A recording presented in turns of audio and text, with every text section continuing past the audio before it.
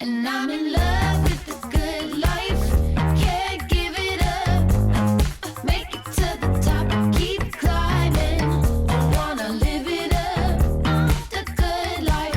I'm coming up. I'm coming up. The good life. Good life. Oh, good life. Good life. Good life. Good life. Boom, coming in hot chance on a Thanksgiving, day before Thanksgiving special. Eve, I think they call Thanksgiving it Eve. Yeah. Eve. Dude, you got the Casey clan is back in full effect, man. How do you guys? I know you probably have a big house, but how do you all fit in there? You're all monsters, dude. You're all huge, ripped. Dude, there are some huge individuals in this house. There's no doubt about it. It's incredible. Unbelievable. We cold plunged this morning, 8:15 Casey family cold plunge. So Jake's on like day 89 in a row. So he's like, Dad, I got a cold plunge. Yeah, he's just dude, savage. And Bubs is, and Andrew is too. I call him Bubs. But dude, we get in there and Jake gets out and Bubs gets out. These guys are like jacked. Not only are they, dude, they're Jack Diesel. Like I I'm can like, tell. whoa, Dude, Jess, I told you, Jess saw some of your wedding pictures. She's like, how does Sean's sons make him look small? And I'm like, I know, I can't go near those guys. Hey, I got a question for you. Do you go full head under in a cold plunge? Do you know what? Sometimes I do, but I like to listen to like, something usually like a meditation or like a guided meditation or like a song or something. Yeah, I don't need to go in there and electrocute myself. So yeah, that's the good. Okay. But I do. Yeah, sometimes I do. I got to work out in this morning too. I got a lot to do, man. I'm running around all day. Yeah, I'm sure Jess has a honey-do list for things to get at the grocery store. Honey-do list. That's a good honey-do list. I haven't heard that in a long time. That's like a 50s term. I like that. Yeah, dude, I got to get, you know what it is? You always forget some things. Like I got to go get ice. Everybody wants ice. Exactly. And all that kind of crap, whatever. Yeah. The little stuff you forget, and then you'll forget something. Everyone will be here, and Jess will be like, "Hey, did you get the?" And I'll be like, the ice pick. No, always. Yeah, exactly. Oh my God. One year I forgot the. Did you remember the olives for the charcuterie board? Olives. Oh my God, I forgot. That's so funny you say that. Jess was on the phone with her mom, and her mom was going to get olives this morning, and she's like, "Did you remember to get the olives?" And her mom's like, "Yeah." Are you serious? I swear, exact thing. Olives. I was like, "Whoa, olives." That was a big deal. Can't do the charcuterie board without olives. Can't do it, dude. You gotta have it. Ruins Thanksgiving. What's your favorite thing on the charcuterie board when you go over to it? Like, what do you like? Rich Cinciamino goes right for. Well, if you're gonna do like this time of year, we do nothing crazy. The Christmas Eve charcuterie board that's Italian style. You're talking fresh mozz, salamis, prosciutto, mortadella, maybe a couple rice balls, prosciutto bread. Oh my God. You don't mess. I like Christmas Eve. I'm so full. It's like having probably 6 billion calories, carbs and stuff. But what are you gonna do, man? It's what you're celebrating, right? Do you guys do the 7 fishes? Don't Italians do like the 7 fishes or something? Like a lot do. Never in my family, thank goodness. I don't like this. I love fish at a restaurant, but I don't like cooking fish inside my home. You know what I mean? Yeah. Like outside on a grill, I'm good with it. But like baking a fish in the house, I get kind of grossed out. I don't know. Anyway, what do you got? Well, you do turkey soup. You do yeah. You do it today. Well, tomorrow we'll have a Thanksgiving. The kids are at Mandy's for Thanksgiving dinner, and then my parents will come over. Then the next night I'll make a homemade turkey soup. I'll legit chinch. I'll boil down the bones real nice, get the broth going overnight. Hot. Season it up, and then bam. The next thing you know, I'm we have turkey soup Friday night at my house, so it's nice. Everyone comes over. It's really nice tradition. And then Christmas, we're figuring out some traditions there. You know what I mean? We're inconsistent with the. Is it Christmas Eve dinner? Is it? We usually do a Christmas Day dinner at my sister's. So no, well, it's screwed up my family, and I'm sure millions of others. You find out alternating ways what you do certain times, but COVID screwed everything up. Bro. So there was 2 years where it's what did we do last time? Wait, do we go here? Did they come here? And I said this year, I'm like, let's just start over. Year one. Because it's wait, well, the year before COVID, we went to Aunt Val's, but maybe now we should go there, and it's just start over, reset the clock. You're newlywed too. You got to reset the clock. Yeah, and my sister and I were just talking about that because we usually go to my sister's Christmas Day. Her Her husband, Chip, is incredible cook, makes this unbelievable pulled pork, and it's just incredible. Yeah. Well, since COVID, dude, we haven't done that. Because I think it rattled the Casey family. We didn't know what to do. Yeah. So we just took a walk a couple weeks ago. I go, Beth, we got to get our act together here. She goes, all right, boom. We're back. Christmas. So this year, either at my house or her house, Chip's cooking though. We're doing Christmas dinner with all the kids and stuff. So it'll be nice. Yeah. Nice. Awesome. Oh, hey, so Thanksgiving time. Let's talk people who'd be thankful to be on the Hall of Fame ballot this year. It is loaded with so many different types of storylines, right? Yeah. I'm going to start. You're pulling up your stats. Sean's got great stats. Yeah, I got my stats right now. Okay, good. All right. So let's start. 3 new guys on the ballot. Let's start with one.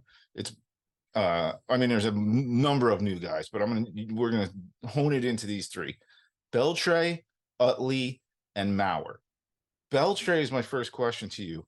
Is he a first ballot Hall of Famer? Oh my dude, 1,000,000%. If he's not a first ballot Hall of Famer, like, we got to start questioning ourselves in this whole thing. I mean, dude, 500 homers, 3,000 hits, one of the greatest third basemen defensively ever in the game. I mean, when you go and look at his WAR, which is wins above replacement, ranks 27th for a position player. He's placing him between Cap, Anson, and Al Kaline. Holy moly. Yeah, and he said only Mike Schmidt and Eddie Matthews have more WAR among primary third basemen. So, bro, this guy is in. Yep. I have another. Wait. So I guess maybe he didn't get to 500 homers? Hold on. It says is one of 8 players with at least 3,000 hits and 450 homers. Yeah. Well, hold on. I still think he did for some reason. Yeah, I don't know why it's not coming. There we go. Adrian Beltre. He hit. It's close. Did he get it?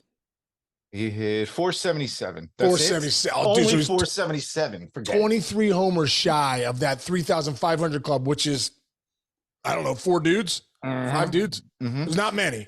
Yep. I'm gonna add one thing about him, and everybody go Google this. Google Adrian Beltre's apology letter to Seattle fans. I'll never forget this. It made him one of my favorite players ever. Remember, when he went to Seattle, he signed a really, really big deal. Yeah. He was kind of like a cornerstone of what they were him trying and Richie to do there. Sexton. Him and Richie Sexton. He had some of his worst seasons in Seattle. Now we're talking like 270, 25, and 80. Right. However, when he left to go to Boston, he wrote a letter to the fans and the city of Seattle apologizing for not living up to his contract. When you ever hear that, I'll never forget it. It immediately put him in like my top 5 favorite players in the league, and everybody loved playing with him. He was like a god on every team he played on. Yeah, right? Dude. Talk about taking accountability. Yeah. How about defense too? By the way, defense too. I mean, he was incredible defensively, dude. Go back. I mean, obviously these are good. This is my generation of players, so I played against these guys a lot. Right. So watching Beltre, just the way he would pick it, and his throws were so accurate, dude. He was just such an incredible player, man. Like, yeah, he's no doubt Hall of Famer. Okay, so now it gets a little tricky right now with Utley and Joe Mauer.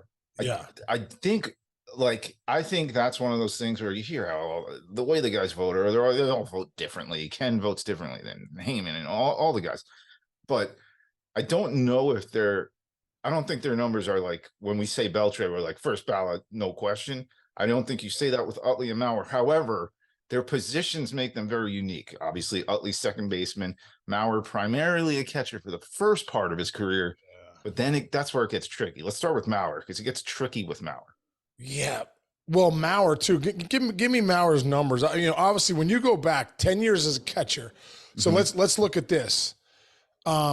He had a 3-time. He was a 3-time Gold Glover. This is the big one. Mauer's WAR, wins above replacement, ranks 9th among primary catchers. Everyone ahead of him is in the Hall of Fame. Among that studded group, Mauer ranks 3rd in average and 1st in on base percentage. Think about that. 3rd in average. He won 3 batting titles. He won the AL MVP in 2009. Obviously, the catcher position is so demanding. So he went to first base the last 5 years and was just an okay player. Right. So it's almost like Andruw Jones. Go look at Andruw Jones' career, bro. Out the gates, those first 12 years, first off, he's the greatest center fielder this game's ever seen. I don't care what anyone says, dude. I saw it. I witnessed it. No one was better than Andruw Jones, even though there's been some incredible players. Yep. Incredible. No one was better than Andruw Jones. I just believe that in my heart. Even if he's a little bit better than, Ken Griffey Jr. or whoever, just a little bit. Right. He was incredible. And I think guys that were the best players in the world would say that saw him play. So when you look at Andruw Jones, who's up for it too, and hopefully his numbers keep climbing as they are, and they're starting to get that right. Yes, correct. He has 450 homers or something ridiculous too, being the best center fielder ever. The reason he's not in, Chinch, is because the back end of his career, he kind of hung on a little bit. Hit a $190 the one year with the Yankees. Dropped. Yeah, people were like, this guy. No, dude, go look at his body of work in those first 10 to 12 years. That's what you're really looking at as Hall of Fame voters. They're looking at 10-year periods. Even like, 6, that's why you look at Chase Utley and you go, wow, there was 6 years. Only Albert Pujols had a bigger WAR than he did. So he's the second highest WAR. Only Mike Schmidt in that organization's history has more than Utley. Right. So there's so many things here, but for a guy like Mauer, 3 batting titles, MVPs, Gold Gloves, this guy was a star. So for me, man, at that position, for what he did, batting titles, all that stuff, he's a Hall of Famer. He might not get in the first time. I don't think he will, but I think as we move on, he's got a lot of old school numbers and new school numbers. You know what I'm saying? The new school approach. On base percentage. Right, dude. So he's got a lot of the things that people love. Yeah. All right. That's good. That's good. Good take right there. Now, Chase Utley, you mentioned Utley is another one. Do his numbers compare to he doesn't have Mickey Mantle numbers, but he played second base. There's a handful of second basemen who have put up, over the top, unbelievable, big time, same as a first baseman or a right fielder numbers.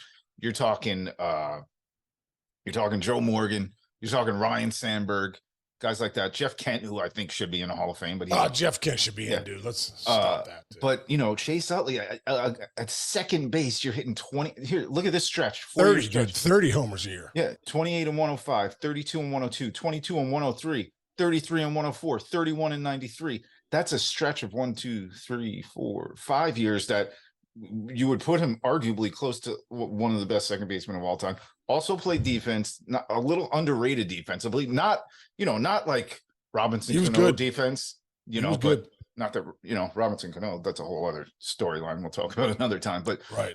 What do you say with Utley? I don't think he makes the first ballot. That's no question. Well, there's some numbers here. Well, listen, I think there's a couple things here. I just said it before, but only Schmidt has more WAR with the franchise. That's incredible. That's a storied franchise, the Phillies, and Utley's number 2. The peak of Utley's career, 2005 to 2010, including 3 seasons with 30-plus homers, 4 100 RBI seasons, 4 Silver Sluggers, and 5 All-Star appearances. This is a big one here. His 45.5 WAR in this 6-year span was topped only by Albert Pujols, who had 52.1, who was the greatest player on the planet. Bonds was done. Pujols was hands down the best player in baseball at the time, and Utley was the second guy. You have to take that into accountability over a 6-year span. That means if you're average for 4 other ones, the voters have to look back and go, look at that, guys. One of the best, but not the best second baseman, Chinch. Player in the league. See, fans, I told you Sean's got some good stats today. It's great. And also, dude, he also was huge for the Phillies in the postseason. We go back to that 2008 where they won it all. Hit a couple two big home runs in that World Series. 901 OPS and 10 homers and 164 postseason at bats. You know what? Like I said, this could also be another one and played the game hard, played it right. Teammates loved him. City loved him. You know what I mean? So at the end of the day, I think eventually Utley gets in. It might not be first. I mean, I think Beltre is a first ballot Hall of Famer. Utley and Mauer, I think they get in eventually, but it's going to take some time. All right, good stuff there. All right, now let's go on to reminder, everybody who listens to this probably knows this, but you need to receive 75% of the vote to get in. I'm going to go through some other guys. Andruw Jones, we talked about earlier. You mentioned him. He's at 58%. But here's climbing big though, right? Change yes, he made a big jump. Yeah, jump. Yes. Last couple of years. Now, here's where it gets fun. Todd Helton's at 72%. Billy Wagner's at 68%. Gary Sheffield's only at 55%. It bothers me. Carlos Beltran, 46.5%. Man, you and all the guys of your generation get very, I don't want to say angry, but you are very pound the table on what you guys think is what you saw compared to how these votes mix every single year. And so I'll rattle these names off again. Yeah. Your generation: Todd Helton, Billy Wagner, Andruw Jones, Gary Sheffield, Carlos Beltran. I don't know if you can name 5 more guys who aren't in the Hall of Fame from that generation that were talked about and, had more highlights and people loved as much as the 5 guys I just mentioned. So, right. Well, let's start with Todd Helton because he's going to get in this year. There's no doubt about it. Rowland got in last year with 76.3. Helton was 11 votes away, bro. That's crazy. 72.2. He needs to be in. Todd Helton's one of the greatest hitters of my generation. I mirrored Todd Helton. We were in the 95 draft. We came up in the minors together. We debuted together in 98 with the Rockies. I think he may have been 97. Yeah. But, dude, this guy was an absolute savage in the box. One of the greatest players. And could pick it at first, dude. I know he won some gold gloves, but listen, Cooperstown is calling for Todd Helton this year. He's 11 votes away. Let's get that right. Let's get him in. I have chills saying, Carly, I have chills saying, mentioning it right now. Billy Wagner, dude, come on. I just saw him down at, down in Richmond, Virginia. Mm-hmm. He's 22 votes away, I think. He's at 68.1. Mm-hmm. Bro, Billy Wagner, one of the most dominant closers of his era, 422 saves, 2.31 ERA, 11.9 punch-outs per 9, basically 12. Mm-hmm. He's on his 9th year of the ballot, so it's time to get Billy Wagner in, dude. Listen, like I said, when you face Billy Wagner, his toughness. Dude, this guy was, I don't know how big Wags is, 5'8", 5'9", throwing a billion miles. And seriously, throwing – if Billy Wagner throwing 100 back then, 102 on a different gun. On the gun in Houston, 102 in like early 2000s when it was released at I think they were getting it at the plate then. Right. Now they get it out of the hand. I was like, everyone's throwing harder. Yeah, they're throwing harder because they're getting it out of the hand. Mm-hmm. Billy Wagner was throwing 105, 106 back then, dude. I'm telling you right now. Yeah, guy was, and you knew it was coming and you couldn't hit it, dude. He was a 4-seamer. Then he started wiping you out with that slider curveball. Billy Wagner is a Hall of Famer. Let's get that right. Todd Helton, Billy Wagner need to be in. Beltre needs to be in. I'm with you. Andruw Jones, dude, he needs to be in too. If Ozzie Smith can be the best player at his position with the offensive stats that he had, granted it's shortstop, I get it, but if Andruw Jones is that good at center field, you just called him the greatest center fielder of all time, and look at the numbers in the first decade of him playing, he should be in a Hall of Fame. I agree with that. Okay, when John Smoltz, Greg Maddux, and Tom Glavine all went in, they all talked about Andruw Jones. Why? Because he saved them so many. Dude, Andruw Jones, he saved them so many runs. Andruw Jones used to play so shallow, Chinch, nothing would fall because he could go back like Jerry Rice. Yeah. He'd go back like Randy Moss as a receiver and just track anything down. His jumps were incredible. His best. And like you said, I like what you said there about the Ozzie Smith. It's a great comp. Bill Mazeroski's in because of defense. Ozzie Smith's in because of defense. Okay, if you just take that and take away Andruw Jones' 434 homers and some incredible years, postseasons, all that stuff, all the years he played for the Braves, just take away all that and say the best defensive center fielder, if some guys are in because of defense, well, Andruw Jones needs to be in. Exactly. I'm with you. We're in agreement. So, end of story. I don't know if they're going to put 4 guys in the Hall of Fame or 5 guys in, but Andruw Jones needs to get in. There's no doubt about it. So Wagner's 22 votes away. He's sitting at 68.3. Jones is climbing at 58.1. He jumped from 44% the year before. So, it'd be shocking not to see those guys climb again in my book. Yeah. And for me, man, Gary Sheffield's a Hall of Famer. I agree. Go back and look at the numbers, what he's done. I played with some of the greatest players of all time. I just did. I'm thank you God. I'm so fortunate. Ken Griffey Jr., Jim Thome, Manny Ramirez, David Ortiz, Adam Dunn. There's some big time home run hitters I played with too. But it's just some incredible players. Verlander, you can go pitchers and stuff like that. But I'm talking about hitters. Gary Sheffield, dude. Dante Bichette. Gary Sheffield and Dante Bichette hit the ball harder than I've ever seen a human hit him. And I told you the story. Adam Dunn's in left field one time. Yeah. Gary Sheffield hits a ball. Go watch our. We had Sheffield on about a year ago too. It'd be worth to go back and watch it on the Mayor's Office. Yes. Great interview. He hit a ball chinch to left field. It looked like Dunner was in at third, but turns out he was in left. It skipped off the ground, hit him in the shoulder, just bounced like all the way to the gap. I can't remember. Yeah. But I remember like coming in and being like, I'd never seen a ball hit that hard. And when I played with him in Detroit in 07, he was so special. So I think there's a black mark because when he went and worked out Bonds and the cream stuff. Chef's is as honest as a day long. He's as truthful as a day long. Look at his body from day one until he retired. It didn't change at all. Gary Sheffield should not be in that steroid category. In my opinion, he should be in Cooperstown. I'm with you. Getting more votes. This is his last year on the ballot. He obviously has been jumping in the last few years. It's going to be a big jump, but we'll see. Yeah. I'm going to let me give you one Gary Sheffield thing as like a New York Yankees fan. Gary Sheffield only played for the Yankees like I think 3 seasons. He was one of my favorite Yankees of all time. I'm going to read through a lineup, and I'm going to say this with quite honesty, and I bet other pitchers would have said this in that year too. So here's a lineup that Gary Sheffield was in. Jorge Posada, Tino Martinez, Robinson Cano, Derek Jeter, A-Rod, Matsui, Bernie, Sheffield, and Giambi. By the way, how they did not win a World Series. We beat that team. Oh, you beat Tigers beat that team in 06. Tell me, am I wrong? All-star at every position, Chinch. It was an all-star at every position in that lineup. And who was the scariest guy in that lineup? Gary Sheffield. Gary Sheffield. I swear. Fans, I'm telling you, they were all great. I mean, first of all, there's multiple possible Hall of Famers in that lineup. Gary Sheffield, it was like, oh, Sheffield's coming up. He was the guy you wanted up always in a huge spot. He would get it. Right. He feared nothing. Nobody. He was one of the most.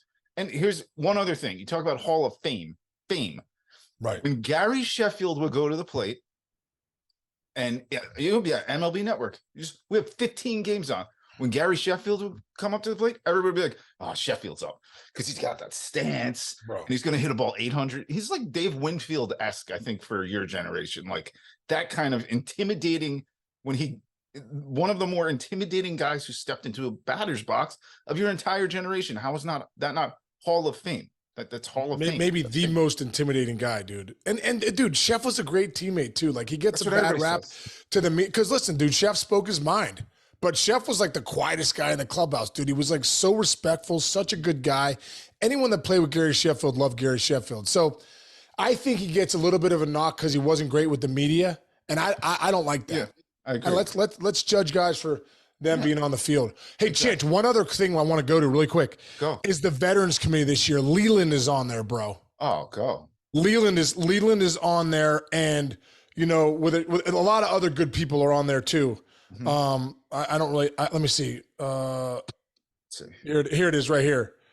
The guys that are on. Oh yeah, Leland. Oh, so Cito Gaston's on. Jeez, he's worthy too. Davey Johnson's on. Jimmy Leland, Ed Montague, umpire, Hank Peters, an executive, Lou Piniella, manager. I mean, those are some great names, dude. Like those are some, but the only one I can really speak on of those guys is Jim Leland. If Jim Leland's not in Cooperstown, dude, what are we doing? What are we doing, dude? Yeah. Just think, dude, he won a World Series. He's been to like 3 or 4 other ones. Like getting the World Series is not easy. This guy changes cultures. He's one of the greatest personalities ever. I've been around managers, coaches, players. I've been in this game going on 29 years, dude. 29 years I've been, playing or involved in Major League Baseball, the network or as a coach, whatever. Jim Leland, I've never come across a human being like Jim Leland, a leader like Jim Leland, a guy that was a leader of men that, anyone that played for this guy, dude, just talks about how they admire him, how they respect him, how he brought out the best in them. So when I look at this Veterans Committee, dude, I really hope they get this right and get Leland in. I really, without Jim Leland being, you look at Earl Weaver's numbers, some other people, even Dusty. They said Dusty's got to win the big one to get in. Well, he's going to get in, right? And to go back, Leland won the big one. He lost a couple, but dude, to get there is so hard, Chinch.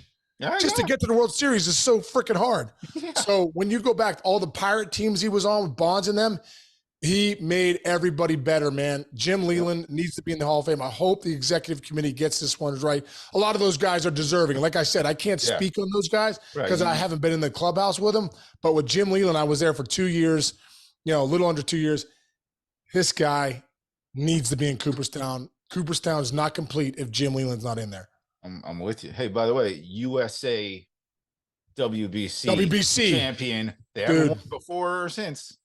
You kidding me? Dude, exactly. Boom, that's great. And dude, who'd they have to run through? Dominican, Puerto Rico, Venezuela. They ran through all of them. Dude, Japan. With Leland at the helm. And also, dude, if you go back and look at that team, it's not star-studded. No, it's like a team. Yelich, Stanton, obviously, but Yelich, Stanton, it was a team. Adam Jones and Leland brought those guys together. Really believe that. Yep. There we go. You want to run through a wall for this guy, dude. You really do. You're about to right now. I am. That's how highly I think. And if you've missed the mayor's office with Jim Lee, maybe you should post that, Chinch. Maybe tomorrow for Thanksgiving, we post that for everybody. The Leland episode. Let's do that. We're going to do that. It's the most in-depth interview I've ever seen. It's incredible. In my life. Phenomenal. Let's post that tomorrow. All right, done deal. So get ready, folks. You want to sit back, crush some turkey, some sweet potatoes, some, when you got some your freaking stuffing. Tryptophan, just put your hands back. Listen to Sean. He was in Sean's sitting on that couch right behind you. Sitting on the couch. Yeah, get all tryptophan out, put in your headphones or put it up, put the YouTube up on your TV, have your TV family sit around. You guys will freaking love this one. Yeah. Jim Leland for like an hour and 20 minutes till he had to get a smoke break and finish it. And by the way, it has jokes like you've never heard before, especially talking about those bad Pittsburgh Pirates teams at the end. I remember some of those jokes. All right, that's our Thanksgiving gift to everybody. All right, I gotta run, dude. I gotta go. I'm getting jacked up. What do you call it? The honey-do list, bro. Jess is already texting you right now. She's like, have you got the green bean casserole yet? I literally just got a text about, what did she say? Oh, she's like, she's getting in the shower. She's like, I'm gonna start cleaning as soon as you're off your thing. And I'm like, all right, I gotta run. Start cleaning. That means it's time for you to start cleaning. Yeah, that also means me sneaking out. I'll take my little time to get the ice. And, we need some extra cheese. Oh, maybe I'll go do this, whatever. Yeah. Anyway, where are you? No. There's so much traffic out here today. It's day before Thanksgiving. So good, dude. Anyway, all right, bro. Have a great day today. Love you, man. With your kids. Have a great day, dude. Have a great day with the family tomorrow. And I'll talk to you. I'll see you Friday. All right. Love you, man. Love you, buddy. Yep.